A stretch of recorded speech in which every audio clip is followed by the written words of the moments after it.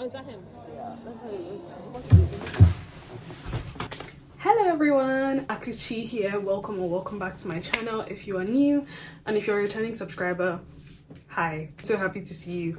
And speaking of returning subscribers, we are getting to the end of 2024, and I just want to say a massive thank you to everyone who has subscribed to my channel.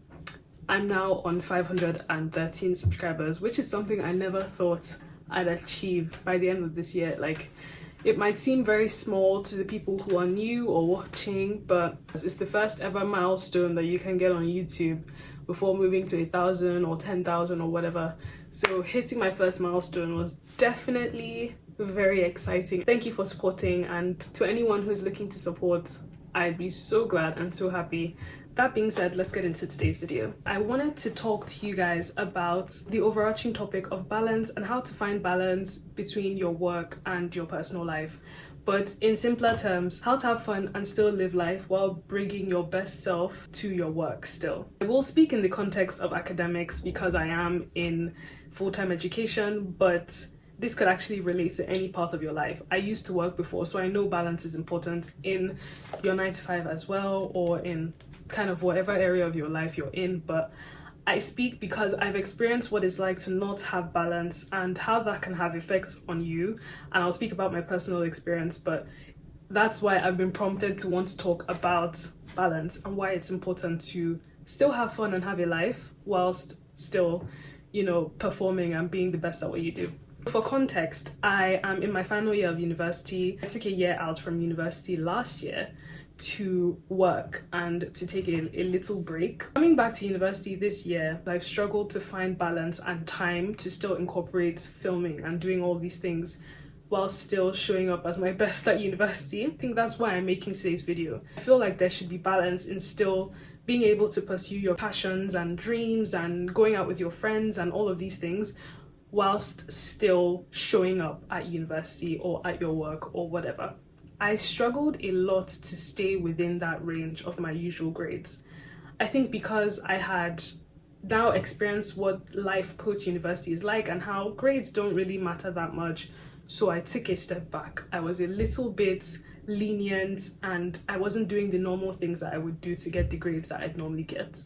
And my first university assignment, I'm coming back, I got a C. And I know that that's average and I know that that's not bad, but it did hit me hard being someone who would usually stay within the ranges of A to B. I have a massive fear of failure. And at that point, a C was failure to me. So what did I do? I would work 10 times as harder. I'd spend like multiple hours in the library.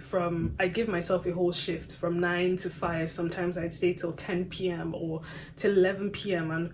and work hard and all of these things. And I tell myself, it's okay, it's just for this season, it's just for when this assignment is due. You just have to push yourself extra and push yourself further. And in the process of doing that, I lost so much, from my health, my mental and physical health, to my faith, to like a lot of things I lost in the process of trying to push myself a step further. I started to sacrifice so much in my life. The added layer of, okay, I've set a goal for myself to get a graduate job by the time that I graduate. Those two things became my idols.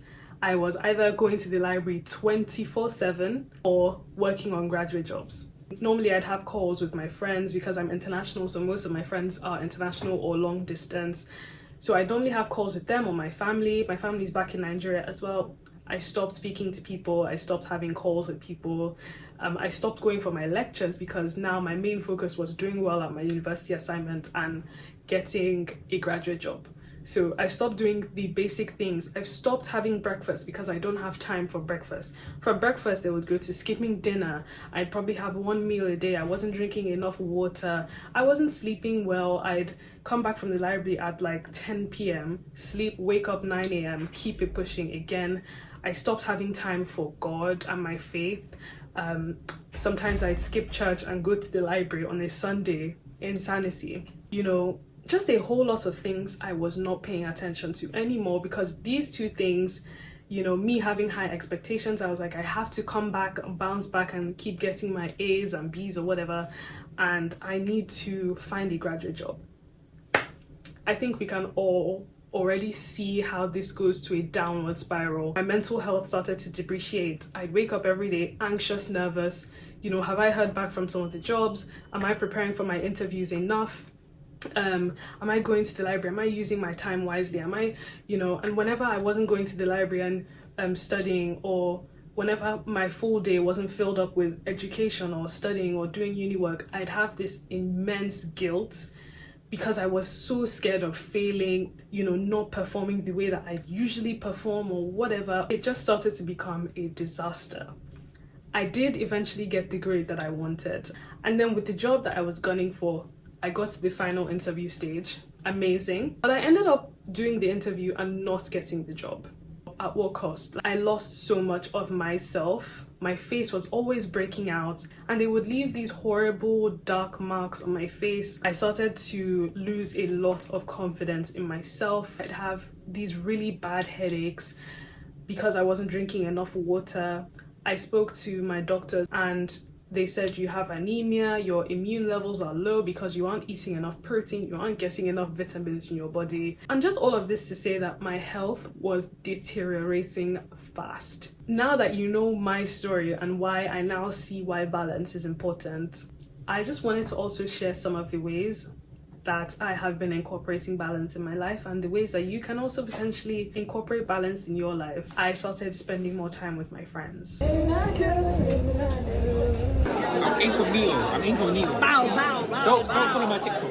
Happy birthday to you. Woo! Live. Period. Yes. Going out with them, spending time with them, because these are ways that it can also recharge your mind. Make time for your loved ones, make time for your family, make time for your friends, make time to go out and have fun and see that life will still continue moving whether you work or not.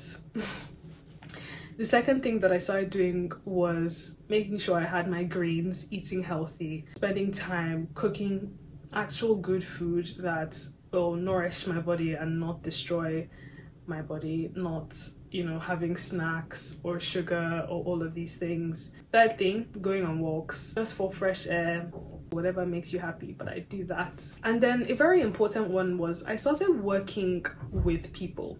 For me, prior to doing this, it sounded counterintuitive because why would I work with people when I can just stay focused on my work? But working with people is actually so much better than working by yourself. I believe that working by yourself is important and should be prioritized, but also make time to work with others. It will shock you how much work you'd get done and how much insight you'd actually get from working with other people. So during exam season, when I normally go in my shell and in my cocoon and just stay by myself and work without seeing a single soul, I text some of my friends, do you guys want to study together? Do you guys want to practice together? And just being with them would make things a little lighter. It'd make me happier. It'd make me want to study. It'd even motivate me to want to come to the library more. They'd make jokes. I'd laugh kind of in between just to take the ease off, take the stress off. And last but not least, do the things that you love, I think. These are just some of the ways that I've prioritized my balance and all of these things. Journaling, talking with God, rediscovering my faith and going back to church. But yeah, just find the things you love and make sure to make time for them. You will thank yourself. If you work hard and lose your life, then it's not worth that good grade or that recommendation or that promotion or whatever. If your mental health is gone, physical health is gone, it's not worth it. I was reading a story about a company. A recent graduate had gotten into the company and she was so excited. She had worked so hard. If you know, with all of these like financial services companies, it's really hard to get into. But she finally got in and she worked so hard and she brought her best to work all the time. But she was so stressed that she ended up dying in the process and nobody from her work showed up to her funeral. That is honestly some of the scariest piece of information I've ever received in my life, because I'm someone who likes to push and bring their best, and just to get that little inch of validation for someone to tell you, oh, she's amazing, or she's this, or she's that, like, it doesn't matter, because if you die off or you can't bring your best self because you stress yourself so bad that you have to take a break or whatever, no one will remember you because you can easily be replaced. That is why you should spend so much more of your time, or an equal amount of time, taking care of yourself. If you are someone who prioritizes or gets validation from your work or from how you perform or from what people say about your performance, and you have a fear of failing, give yourself room to fail. Give yourself room to rest. Prioritize the things that you care about, the things that you love, the things that re-energize you, the things that make you happy. Don't push them to the side. And I know this sounds like a given, but I also know that there's a crowd of girls and boys and people like me that will lose their lives to get a good grade or to be told you're an amazing staff or worker by your manager, or be told by your kids that you're an amazing mom, whatever.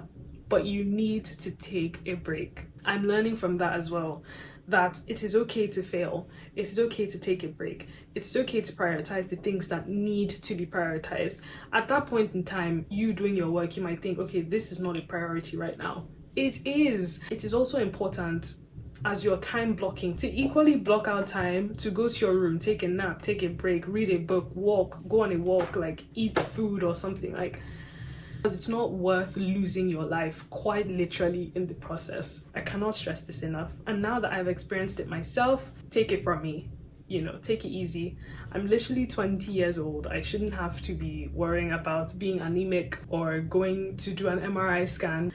But yeah, in conclusion, try to find balance to still live a good life and still perform well. I'm not saying take a break and, never work hard again. Still work hard, still have high expectations for yourself, but make sure that there's still balance in there somehow and you're taking care of yourself. With that being said, thank you so much for watching today's video. There will be much more coming in the pipeline. I think they say pipeline. But yeah, there's so much more that's going to be coming. Now that I am incorporating balance in my life, be rest assured that more videos will come and you can still kind of watch me on this journey of growing up until 2025 and many more years to come by the grace of God. But thank you for watching and I'll catch you guys in the next one.